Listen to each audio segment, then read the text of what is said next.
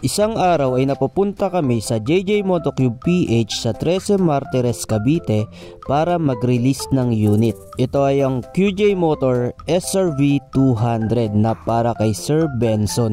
Kaya sa mga client namin dyan na malapit sa 13 Martires, meron nga kami ditong display center. Dito lang yan sa along Indang 13 Road.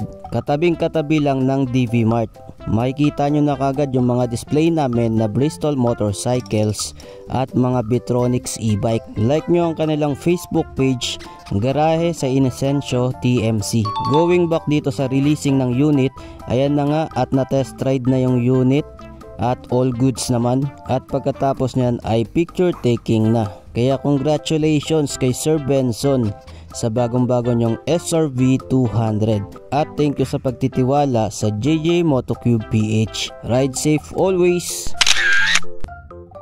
At sa mga naghahanap pa dyan ng mabibila na unit na SRV 200 ay available pa sa amin. Kaya PM nyo na ako.